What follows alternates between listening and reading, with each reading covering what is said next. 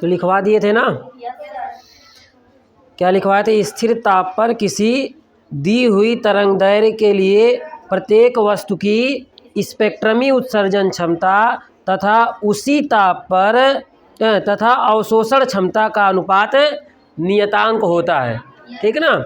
तो उत्सर्जन क्षमता और अवशोषण क्षमता, ठीक है ना, स्पेक्ट्रमी उत्सर्जन क्षमता और स्पेक्ट्रमी अवशोषण क्षमता का अनुपात क्या होता है? नियतांक होता है। ठीक है ना? स्पेक्ट्रम का मतलब क्या होता है कि कोई भी कई तरंगे हो और कई तरंगों का क्या हो? ग्रुप हो, समूह हो, तो उसको हम क्या कहते हैं? स्पेक्ट्रम कहते हैं। ठीक है ना? ये हम बता दिए थे। और क्या है, और किसके बराबर ये होता है? ये बराबर होता है स्पेक्ट्रमी उत्सर्जन क्षमता के बराबर होता है। आदर्श कृष्णिका के उत्सर्जन क्षमता के क्या होता है? बराबर होता है। ठीक है? अब यहाँ पे उसके आगे लिखना, यदि लैम्डा तरंगदैर्घ्य पर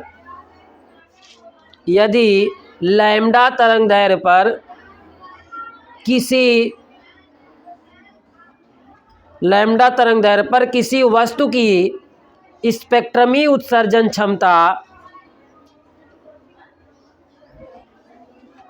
ई लैम्डा, स्पेक्ट्रमी उत्सर्जन क्षमता ई लैम्डा तथा स्पेक्ट्रमी अवशोषण क्षमता ए lambda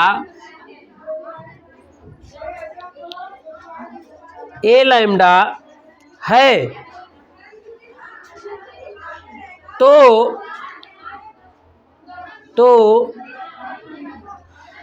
E lambda upon A lambda equal to होता है नियतांक।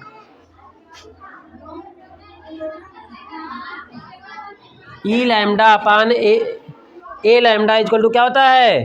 नियतांक। और इसको ये किसी के बराबर होता है? ई लैम्डा, ये आदर्श कृष्णिका के बराबर होता है। ठीक है ना? ई लैम्डा क्या है यहाँ पे? आदर्श कृष्णिका की किसी वस्तु की क्या है? उत्सर्जन क्षमता है, ये स्पेक्ट्रमी उत्सर्जन क्षमता है, और ये क्या है? अवशोषण क्षमता है ना। ठीक है? तो उत्सर्जन क्षमता और अवशोषण क्षमता का अनुपात नियतांक होता है, और ये किसके बराबर होता है? आदर्श कृष्णिका के अवशोषण क्षमता के। ये क्या अवशोषण क्षमता है ना, ये उत्सर्जन है। हाँ, इमिटिंग होता है ना, उत्सर्जन, ई फॉर इमिटिंग, उत्सर्जन क्षमता। और ये क्या है? अवशोषण एंड एब्जॉर्प्शन। ठीक ना? अवशोषण।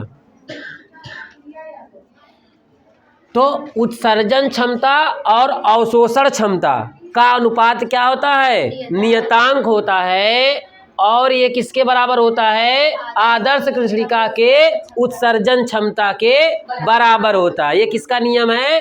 किरचॉफ का नियम है। समझ में आई बात ना? तो उत्सर्जन क्षमता और अवशोषण क्षमता का अनुपात क्या होता है? नियतांक होता है। और ये किसके बराबर होता है? आदर्श कृष्णिका के उत्सर्जन क्षमता के बराबर होता है। समझ में आ गई बात? ठीक है ना? तो e lambda upon A lambda equal to क्या है? नियतांक। तो ई लैम्डा क्या है यहाँ पे? उत्सर्जन क्षमता स्थिर ताप पर किसी दिए गए तरंगदैर्घ्य के लिए। स्थिर ताप पर किसी दिए गए तरंगदैर्घ्य के लिए वस्तु का क्या है? उत्सर्जन क्षमता। और स्थिर ताप पर उसी तरंगदैर्घ्य के उसी ताप और उसी तरंगदैर्घ्य के लिए अवशोषण क्षमता क्या है? ए लैम्डा है। ठीक है ना? और इसका अनुपात क्या होता है? नियतांक होता है। और नियतांक किसके बराबर होता है? आदर्श कृष्णिका के उत्सर्जन क्षमता के बराबर होता है। समझ में आ गई बात ना? तो ये किसका नियम है? किरचॉफ का नियम है। किरचॉफ का नियम है, यानी ई अपान ए हो गया। ई क्या है? उत्सर्जन। ई से क्या होता है? इमिशन। ठीक है ना? इमिशन मतलब उत्सर्जित होना। ठीक है ना? निकलना कोई चीज का। और ए पर होता है एब्जॉर्प्शन, अवशोषण, यानी किसी चीज को कलेक्ट करना। ठीक है ना? लेना, अपने पास लेना, तो क्या होता है? अवशोषण होता है। इसे ए से दिखाते हैं। और इमिटिंग मतलब उत्सर्जन, मतलब इससे किससे दिखाते हैं? ई से। और लैम्डा क्या बता रहा है? निश्चित तरंगदैर्घ्य के लिए। लैम्डा क्या बता रहा है? निश्चित तरंगदैर्घ्य के लिए, और कोई भी ताप हो वो। ठीक है ना? तो ये लिख लिया आप लोग। तो यहाँ पे ई लैम्डा क्या, आदर्श कृष्णिका की उत्सर्जन क्षमता, ये भी लिख लेना। ई लैम्डा जो है क्या है, आदर्श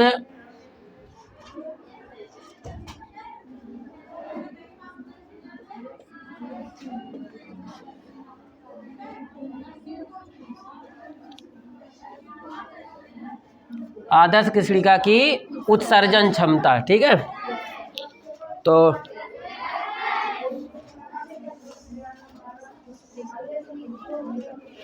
अब हेडिंग डालना किरचॉफ के नियम का महत्व। किरचॉफ के नियम का महत्व।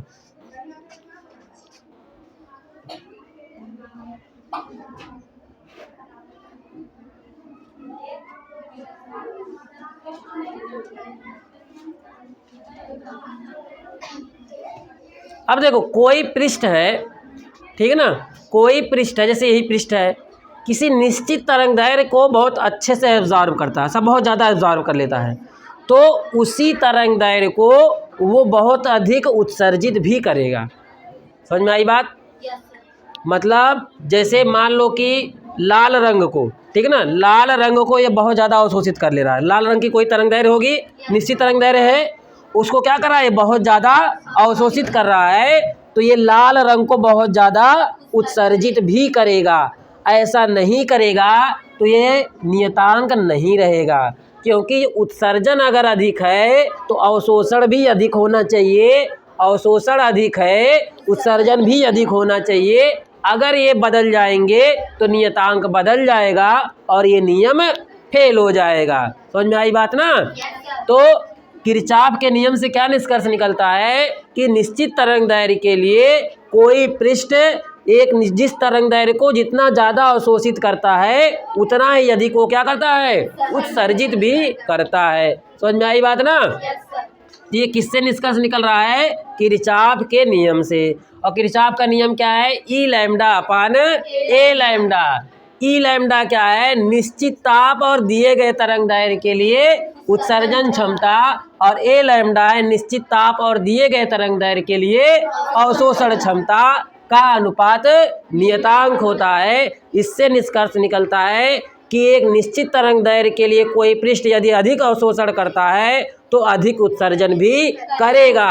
अगर ऐसा नहीं होगा तो ये कांस्टेंट नहीं रहेगा, चेंज हो जाएगा। समझ में आई बात ना? तो इस नियम का यही महत्व है। समझ में आ गई बात ना? तो लिखो, यदि कोई पृष्ठ किसी विशेष तरंग दैर्घ्य की विकिरण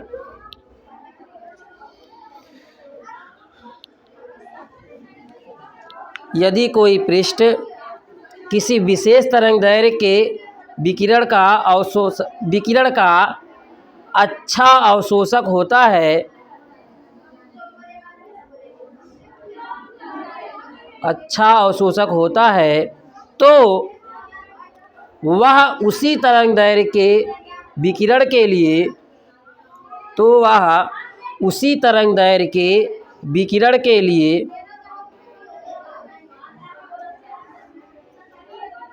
अच्छा उत्सर्जक भी होता है या होगा, अच्छा उत्सर्जक भी होगा। समझ में आ गई बात? तो कोई निश्चित तरंग दैर्घ्य के लिए अगर वो कोई पृष्ठ है वो अधिक अवशोषण करता है तो उसी तरंग दैर्घ्य को अधिक उत्सर्जित भी करेगा। किससे निष्कर्ष निकल रहा है? ये किरचॉफ के नियम से निकल रहा है। और किरचॉफ का नियम तो आपको याद हो गया, उत्सर्जन क्षमता अपान अवशोषण क्षमता दिए गए तरंग दैर्घ्य के लिए। ठीक है, अब उसके नीचे लिखना इसका नियम, इस नियम का सबसे अच्छा उदाहरण, इस नियम का सबसे अच्छा उदाहरण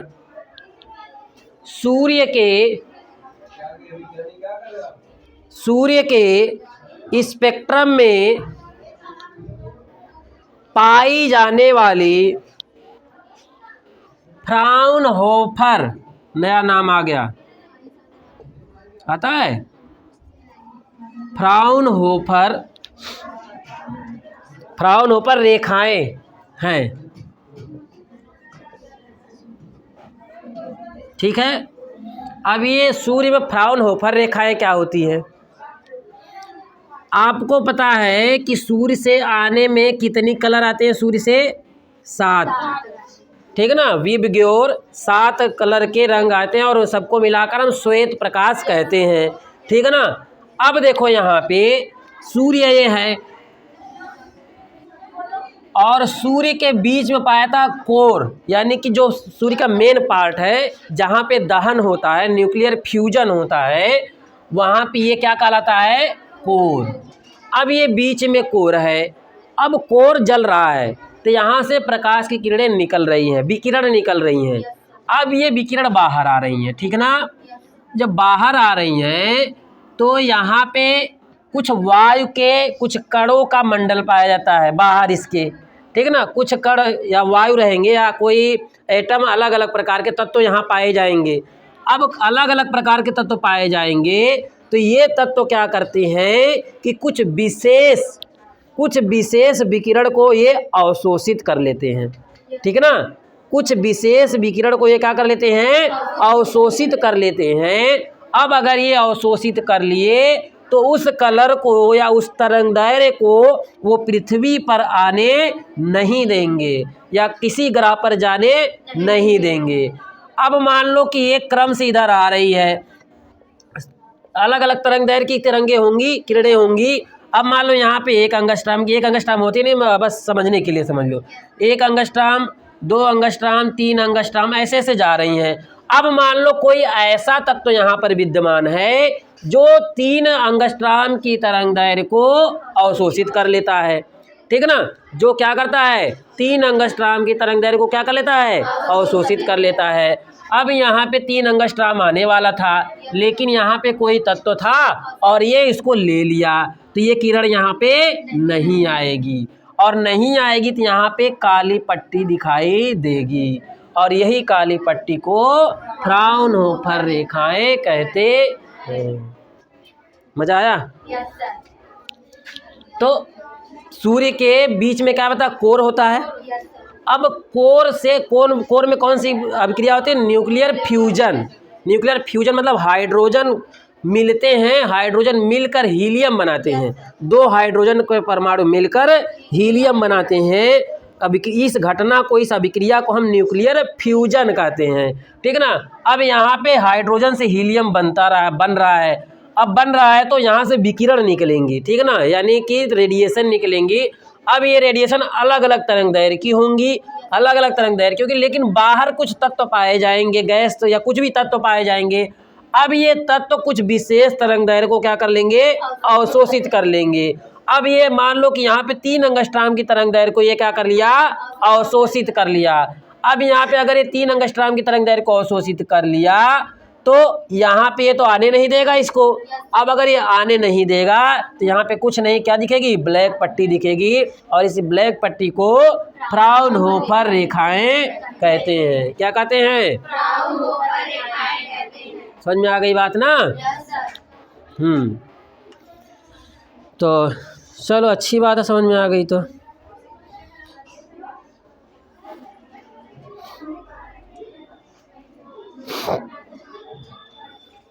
एक चीज़ हम थोड़ा नहीं बताए थे, उष्मा स्थानांतरण की विधि, ठीक है ना। हेडिंग डाल देना, इस पहले बता देना चाहिए था, कोई बात नहीं। उष्मा स्थानांतरण की विधि।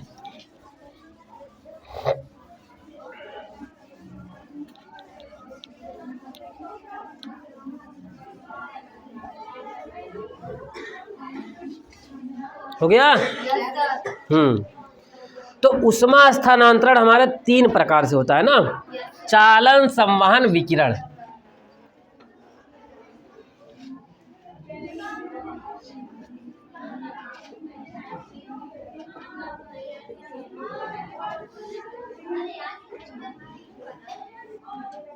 इसमें ठोस में अभी बता रहे हैं सब, ठोस में नहीं अभी बता रहे हैं लिखना। द्रव, ठोस, द्रव, गैस, निर्वात। लिख सकते हो, लिख लो। द्रव और गैस दोनों में।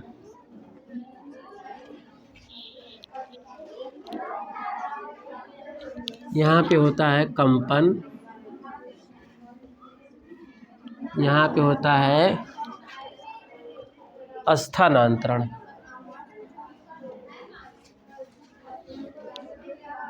ठीक,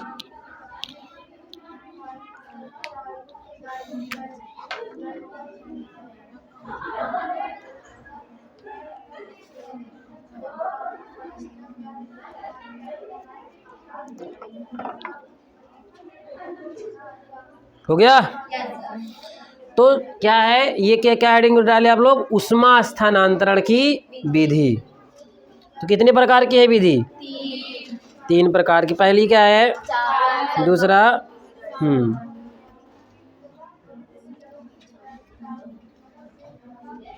चालन से क्या निकल रहा है? चालक। चालन से क्या शब्द निकल रहा है? चालक। चालक कैसा होता है? ठोस होते हैं ना। तो चालक में किस प्रकार से होता है?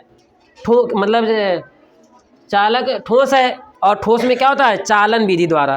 बस ऊष्मा स्थानांतरण मतलब ऊष्मा का एक स्थान से दूसरे स्थान पर जाना, क्या कहलाता है? ऊष्मा स्थानांतरण। तो ऊष्मा स्थानांतरण के लिए 3 विधि है, ठीक है ना।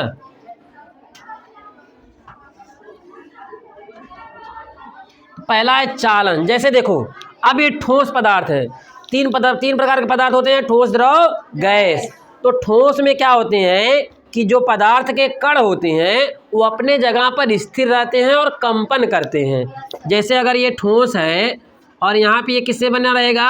कणों से मिलकर बना रहेगा, तो ये अपने ही स्थान पर कंपन करते हैं। जैसे आप लोग ठंडी में कंपन करते हो, वैसे यहाँ पे ये कण भी क्या करते हैं? अपने स्थान पर कंपन करते रहते हैं, ठीक है।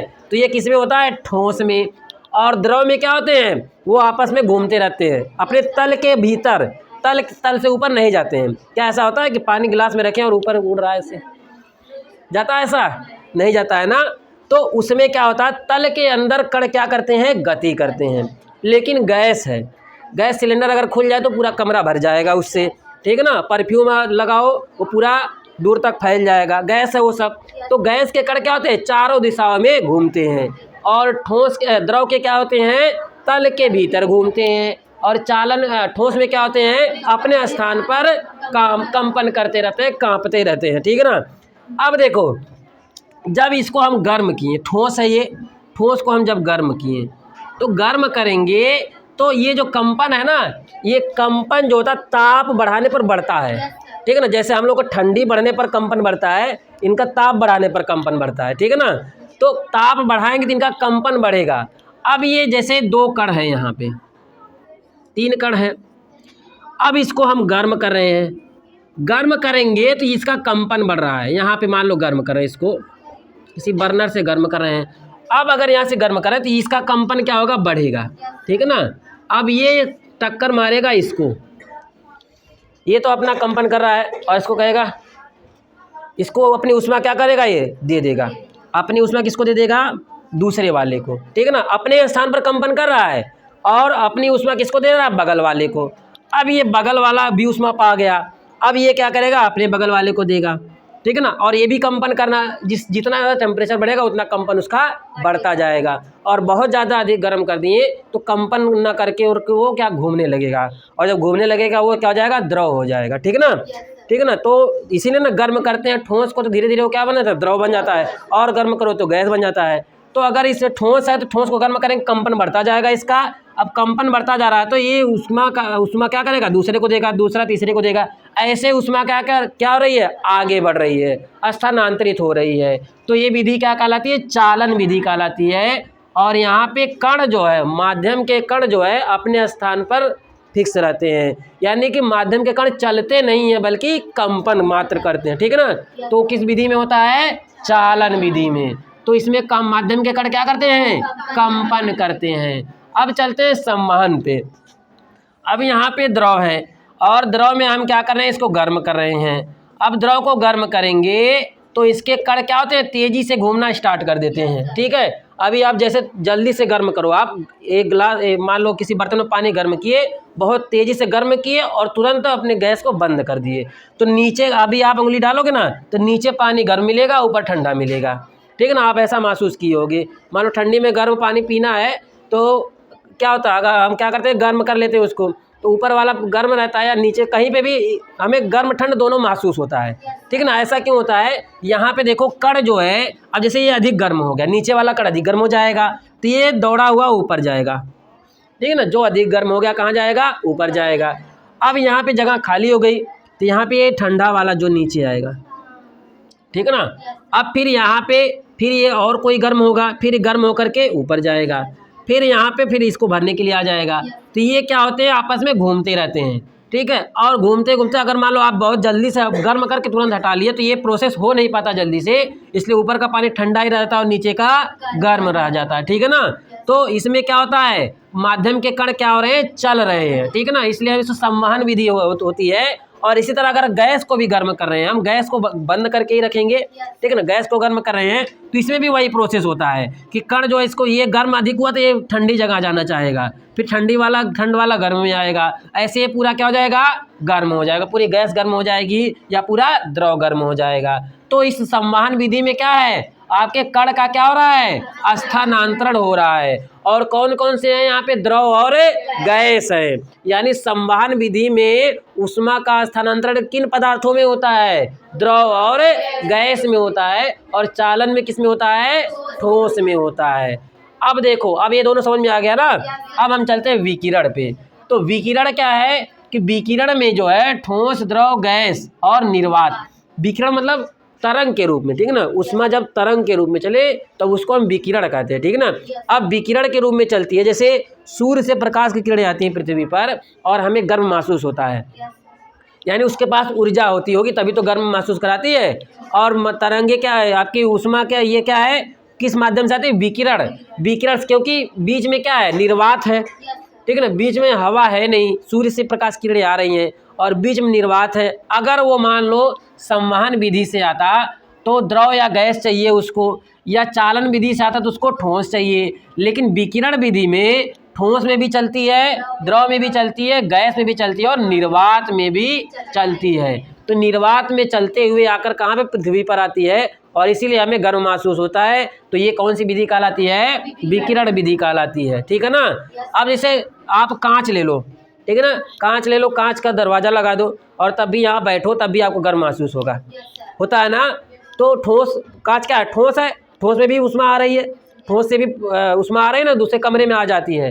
ठोस में भी इसी तरह द्रव भी लगा दो, द्रव से भी पार कर जाएगी और गैस में भी पार कर जाएगी, गैस में तो चली जाएगी, ठीक है ना। इसलिए विकिरण जो है सभी माध्यम में चल सकती है। विकिरण की ऊर्जा जो है, विकिरण जो ऊष्मा का स्थानांतरण विकिरण द्वारा सभी माध्यमों में, ठोस, द्रव, गैस और निर्वात सब में चलता है। और संवहन में द्रव, गैस, और चालन में ठोस। और चालन में क्या होता है, कंपन, और संवहन में क्या होता है, और विकिरण तो तरंग है, ठीक है ना, विकिरण क्या है, तरंग है, तो तरंग के माध्यम से चलती है। और ये तीनों विधियां हैं किसी भी स्थिति में जो ऊष्मा का स्थानांतरण होता है, ठीक है ना। तो समझ में आ गया ना। तो लिख लिए इसको, चलो अच्छी बात है, लिख लिए। तो ये पहले ही था लेकिन हम लिखाए नहीं।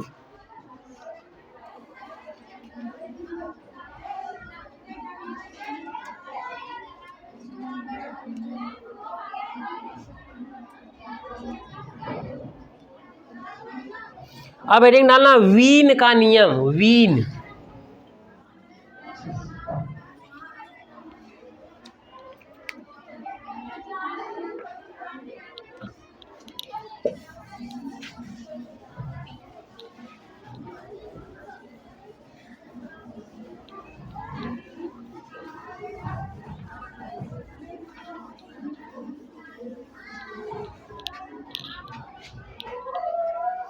तो लिखना, जब किसी वस्तु का ताप बढ़ाया जाता है, जब किसी वस्तु का ताप बढ़ाया जाता है तो वस्तु से उत्सर्जित, तो वस्तु से उत्सर्जित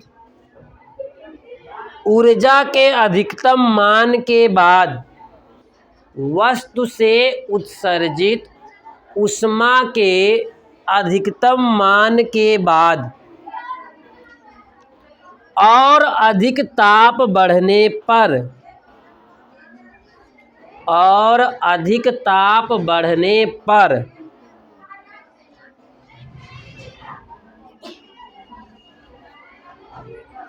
तरंग दैर्घ्य घटती जाती है, तरंग दैर्घ्य घटती जाती है।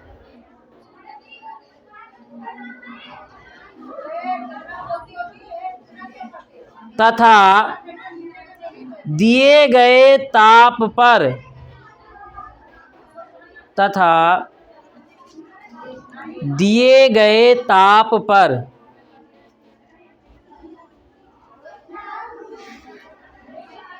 इस तरंग दैर्घ्य का मान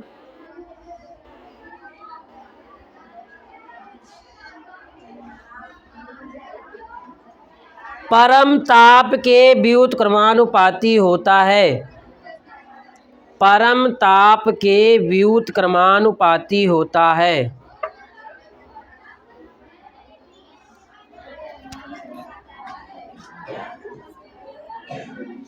ठीक है, तो देखो यहाँ पे क्या कह रहा है कि यदि किसी पदार्थ का ताप बढ़ाते जाएं, ठीक है ना, क्या करें, ताप बढ़ाते जाएं, तो ताप बढ़ाने पर वो ऊर्जा उष्मा उत्सर्जित करेगा, ठीक है ना। ताप बढ़ाने पर क्या करेगा, वो उष्मा जैसे हम इधर उसको ताप बढ़ा रहे हैं तो ये उष्मा क्या करेगा, उत्सर्जित करेगा।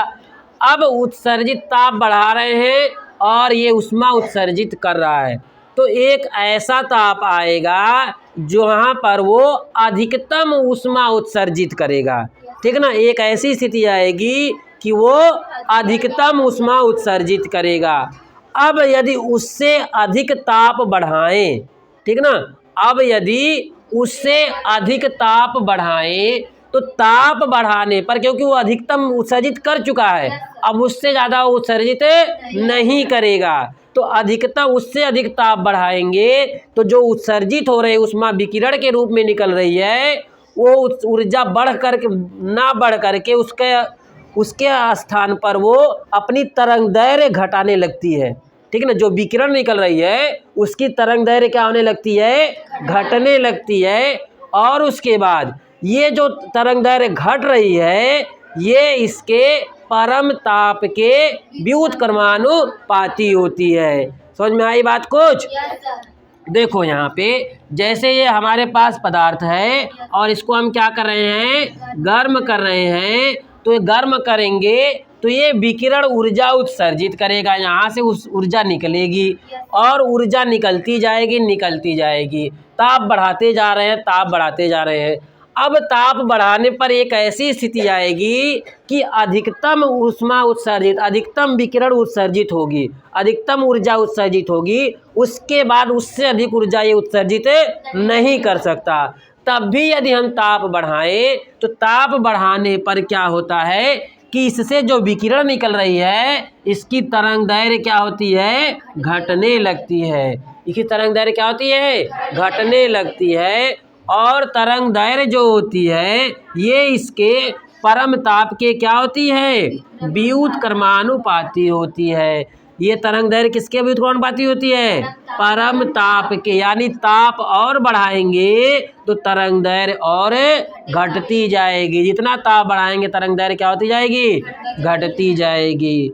तो जैसे आप लोग कोई चीज़ गर्म करते हो तो पहले रेड कलर में होती है और उसके बाद वाइट कलर में ऐसे होते होते ब्लू कलर हो जाती है, ठीक है ना। तो अगर ताप बढ़ा रहे हैं तो ताप बढ़ाने पर क्या हो रहा है, तरंग दैर्घ्य इसकी घट रही है। तो सबसे बड़ी तरंग दैर्घ्य लाल की होती है, तो लाल की सबसे पहली दिखाई देगी और गर्म करेंगे तो और कलर आता जाएगा और जैसे जैसे बढ़ाते जाएंगे क्या होगा, तरंग दैर्घ्य इसकी घटती जाएगी और ताप बढ़ता जाएगा। समझ में आई बात ना? हाँ, तो परम ताप क्या होता है, जैसे गैस जो होती है, गैस का परम ताप होता है कि वह न्यूनतम ताप जिस पर वो उसको और अधिक ठंडा ना किया जा सके, ठीक है ना। यानी कि वो गैस जो है ठोस अवस्था में उनके कण जो है गति करना बंद कर दे, तो उस ताप को क्या कहते हैं, उसका परम ताप कहते हैं। तो यहाँ पर भी कोई आदर्श कृष्णिका होगी कोई पदार्थ होगा जिस पर, ठीक है ना, जिस पर ये अपना कंपन या घूमना, स्थानांतरण करना क्या कर दे, बंद कर दे, तो उसका वही क्या होता है, परम ताप होता है। क्या होता है, परम ताप होता है। और परम ताप यदि और बढ़ाते जाते हैं तो इसका तरंग दैर्घ्य क्या होती है, घटती जाती है। जिसका एग्जाम्पल हम बता दिए कि अगर किसी पदार्थ को आप गर्म करते हो तो पहले लाल रंग का होता है और धीरे धीरे वो कलर बदलते बदलते बैगनी और भी अलग कलर में होता जाता है, क्योंकि लाल रंग की तरंग दैर्घ्य हमें दिखाई देती है कि हमें तो तरंग प्रकाश दिखाई देता है, इसलिए हम उसको महसूस कर सकते हैं। ऐसे और भी होती है, ठीक है ना। तो ये किसका नियम है, यहाँ पे वीन का नियम है। समझ में आ गई बात ना।